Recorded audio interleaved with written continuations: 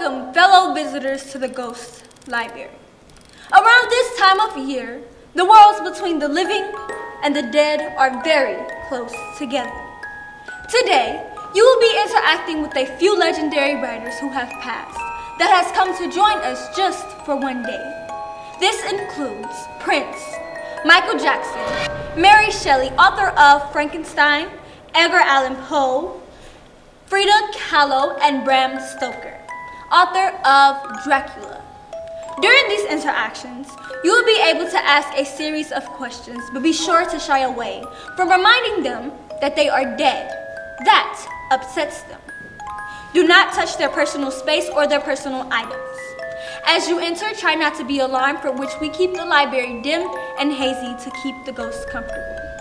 Be sure to wear your mask properly, covering your nose and your mouth at all times, and try not to crowd or the ghost just might disappear. At the end of each interaction, you will be allowed to take one piece of candy. Can everyone raise their right hands for me?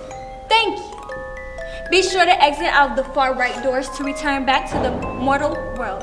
With that being said, stay safe and good luck to you. Give me one moment while I notify them of your presence. Oh, I didn't notice you there. Allow me to interest you in a story about my life. My name is Edgar Poe. I had a rather unfortunate childhood.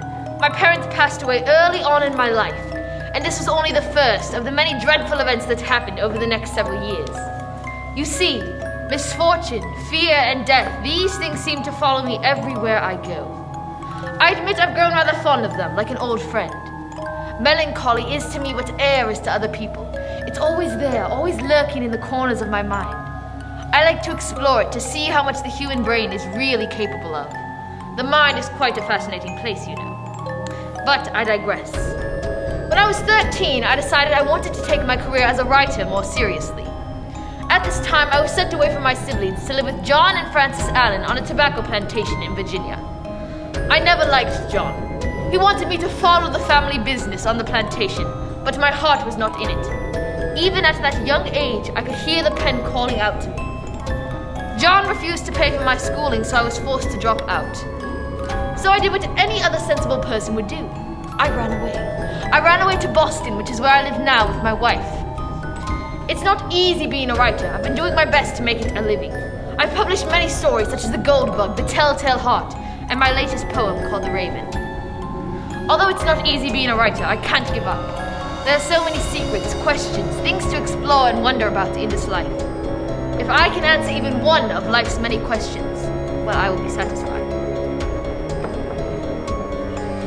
Well, travelers, is there any question or idea you would like to share with me? Go ahead, don't be shy, I won't bite. Boy, allow me to ask you a question. Do you believe in fairies, ghosts, leprechauns? No? What about the devil? Well, if not, let me tell you. I grew up with plenty of these stories, and it seems as if the devil has been following me ever since I was a mere child. I was born with illnesses which your medicine can't explain. Eventually, I realized that I was not cursed, but rather conflicted. After my illness, I grew stronger. Now I'm near 6'3". Went to college, grew up in Dublin, even became an athlete. I fell in love with the theater, thanks to my dear friend, Henry Irving, my God. He was one of the greatest actors who have ever touched the stage. But it does not matter what I did. I could not cure my conflicted mind. I married a woman who had bore me child, and yet I did not love her. I had asked myself so many times, why was I so different than those who were around me? And it wasn't until I met Oscar Wilde that I received the answer me so longed for. You see, they threw Oscar away for this love of men, and yet I had had the same yearning, lust, and this desire that society would throw me away for. And thus, Dracula. He was my personification of these demons that I faced. He was the devil that they painted Oscar and would have painted me to be. Nothing more, nothing less than a blood-sucking narcissist. But please, do not tell a soul about what has been spoken here. If you do, I may be next. Oh, my goodness. I have been speaking for so long. Do you have any questions for me? Hi, I'm Michael Jackson. I'm 21. I like fun. I'm talking scooter riding, roller coasters, watching animals. You know, people call it childish, but it's just me. Besides that, the most thing I love to do is tell stories. I love making people feel, from my music, from my voice, from me. I love the sight of seeing people in the audience having a good time and enjoying my music. It's heartwarming. It can get overwhelming sometimes, but I love it. Other than that, I was in a band with my siblings called the Jackson 5.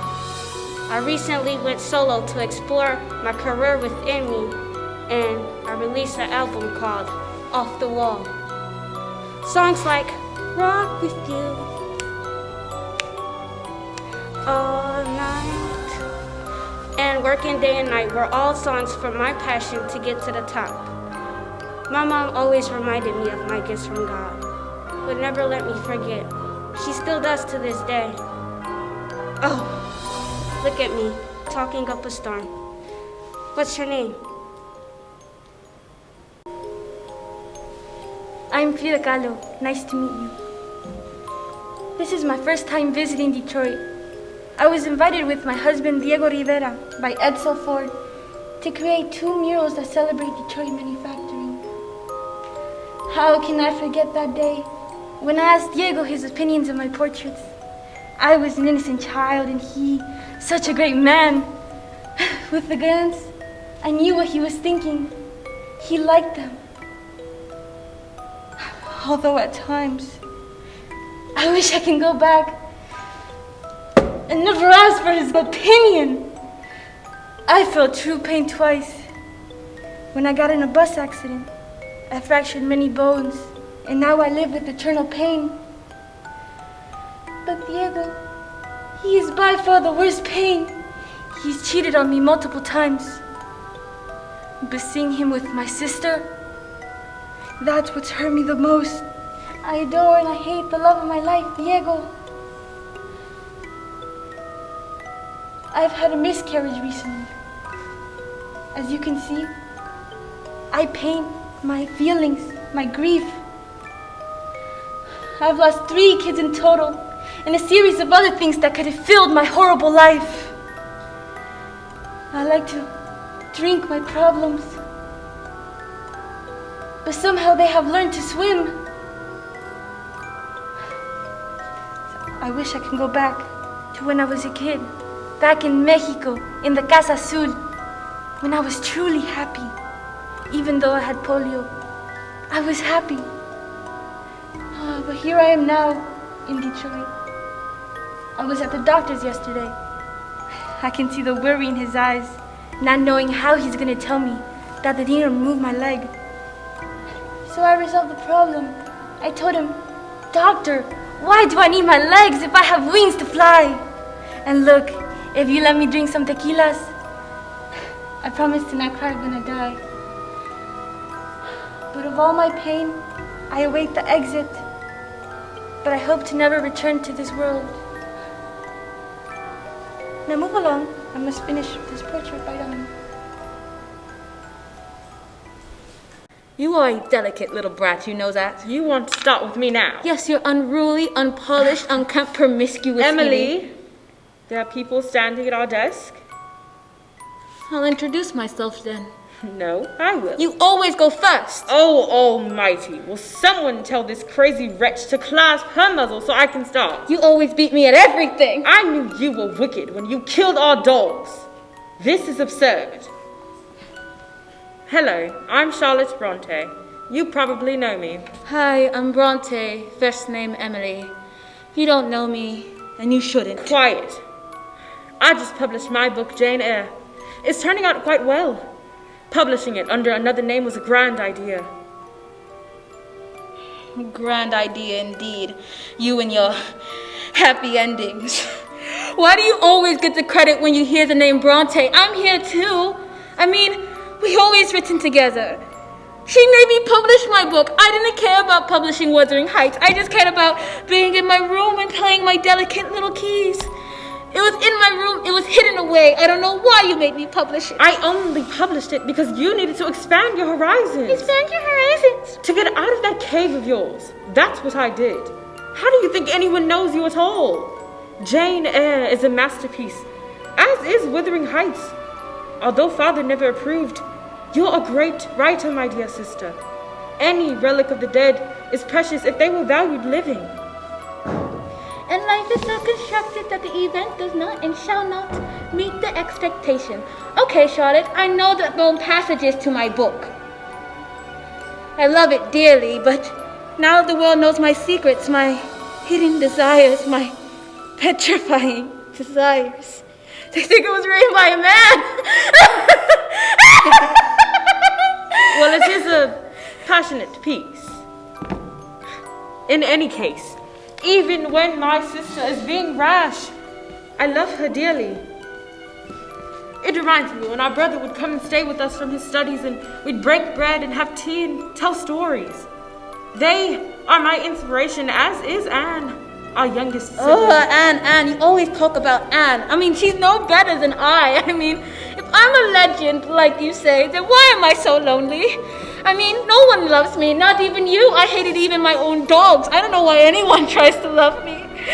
I just want to be in my room, hidden away with a nice warm candle, talking to the ghosts and the witches, and the spire that hangs on my wall, and we'll dance with the blood and the romanticized... Oh, dear God. I do wish for some bread. All this talking has made me quite hungry. You evil wretch, you cut me off! That's quite enough, Emily. I'm sure our travelers are tired of your ranting. Bloody. Will there be any questions? Dearly beloved, we are gathered here today to get through this thing called life. People knew me as Prince. Here's my real name. It's not a publicity gimmick. I hated it when I was growing up, but it's better than Leroy. I now go by the name the media has created for me, the artist, formerly known as Prince. For us musicians, it's about getting us not to play instead of getting us to play. Music for me doesn't come on a schedule. I don't know when nor how it's gonna come. And this mindset led me to learn piano at age 7. Why, good day, boys and girls. My name is Mary Wollstonecraft Shelley. I'm 18 years old and I come from an inner city in northwest London called Somerstown. I share the same name as my mother, Mary Wollstonecraft, who's an advocate of women's rights, an English writer and philosopher. She was a real delight. Oh, how I wish I could have met her. You see, she sadly passed on less than a month after giving birth to me.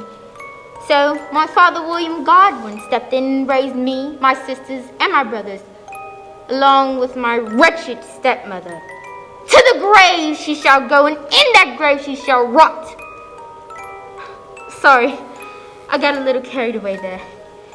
Anywho, my father is an English journalist, political philosopher, and novelist. He's quite the fellow, if I do say so myself. My soon-to-be charming husband, Percy Bysshe Shelley, was a student of his, actually. He's a poet, and a pretty good one at that. I met him when I was just 16 years old and fell madly and quickly in love with him. Well, enough about them. I happened to be competing in a horror story competition with Percy and his good friend Lord Byron. 'Cause, you see, I'm also quite a literary artist, just like my parents. I love to write. It's one of my great passions. I love it so much because it just brings me a great joy. And I feel with writing, I get to go inside my own imagination and think beyond real world and real life things. And create stories that you probably would have never thought about or would never see in your everyday life. I especially love writing spooky horror stories. That's one of the reasons I entered this here competition. The story I'm writing is actually coming along pretty nicely. It's about a creepy, thin, giant, yellowish green monster. But even though it is a monster, the person who portrays the real characteristics of a monster is the handsome scientist who create... Oopsies. I almost spoiled the story for you all. Silly me.